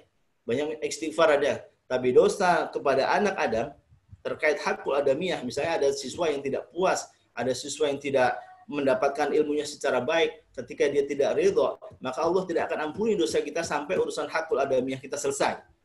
Makanya kalau kita halal bihalal, jangan merasa Idul Fitri itu udah selesai, kita udah suci. Nggak ada. Selama urusan kita dengan manusia belum selesai, selama kita masih bikin salah sama orang belum selesai, maka Allah nggak akan ampuni dosa kita. Nah, ini kan kita pahamkan tentang konsep khilafah tadi. Khilafah atau khalifah? Khalifah, jangan khilafah, nanti keliru. Yang sono, ya kan? Ya kan? Tentang konsep khalifah, bagaimana manusia harus mewakili Allah mengurus alam semesta dengan profesional seperti Allah lakukan terhadap alam, tapi kemudian kita bertanggung jawab kepada Allah Subhanahu wa taala dalam proses menjalankan tugas tersebut. Yang terakhir adalah menjadi rahmah.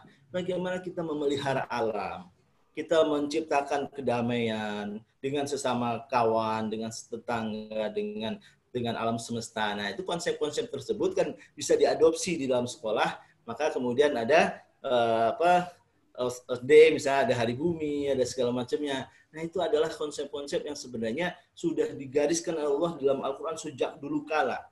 Maka nggak ada alasan Muslim itu nggak profesional. Nggak ada alasan Muslim itu nggak rajin beribadah.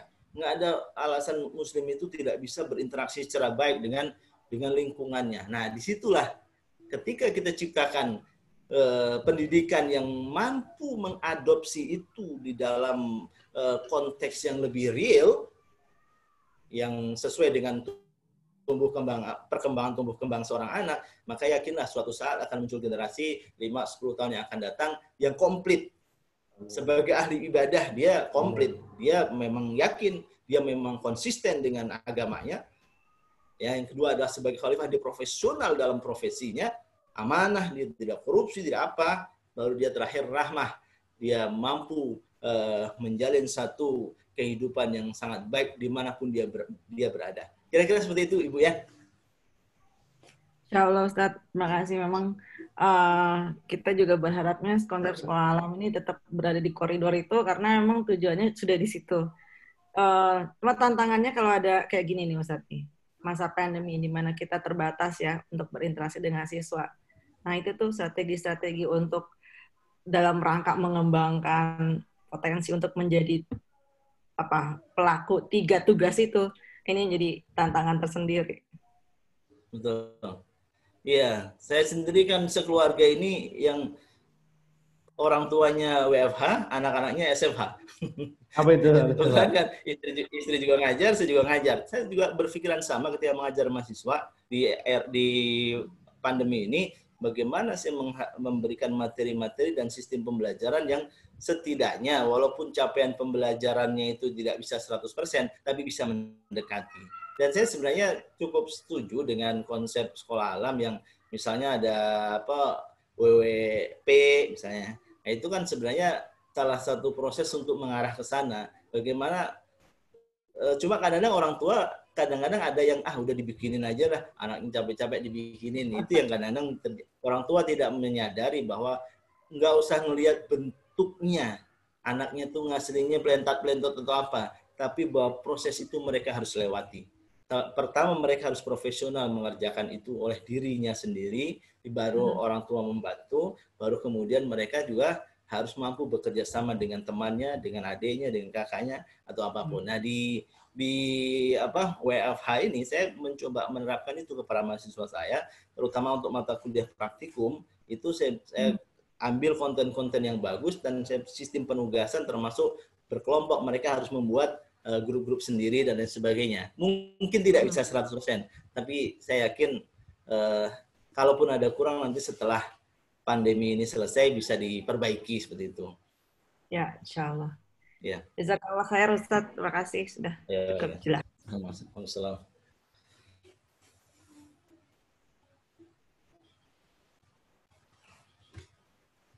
Masih di mute Pak Sufyan?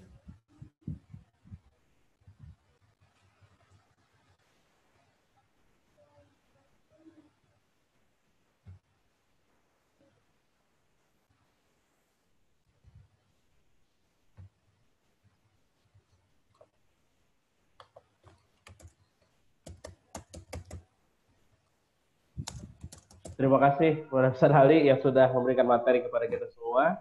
Semoga ilmu yang tadi disampaikan bisa bermanfaat untuk kita di dunia ini. Kemudian ayah bunda yang dirahmati Allah Subhanahu wa taala, insya Allah kita akan bertemu kembali di kajian di minggu yang di Sabtu pekan depan dengan Ustaz Khairul dengan tema bahaya meninggalkan Al-Quran. Insya Allah temanya itu oleh Ustaz Khairul. Juga mengingatkan kepada ayah bunda di selama pekan Ramadan ini, selama bulan Ramadan ini kita ada kisah Ramadan setiap Selasa dan Jumat di 4 sore, Selasa dan Jumat, dan kita ada berkisah. Kemudian juga ada gerakan Galibu, gerakan 50.000. Ini donasi yang akan kita berikan kepada orang-orang yang kena pandemi COVID-19. Dan juga ada banyak lagi. Ada doa-doa, azan, doa berbuka puasa, niat berpuasa, semuanya. Sekali lagi mengucapkan kepada Ustaz Ali terima kasih, dan juga pada ayah bunda yang sudah ikut di kajian kita di kesempatan siang hari ini. Terima kasih dari saya. Kurang lebihnya mohon maaf. Kita akan bertemu kembali. Assalamualaikum warahmatullahi wabarakatuh. Waalaikumsalam warahmatullahi wabarakatuh.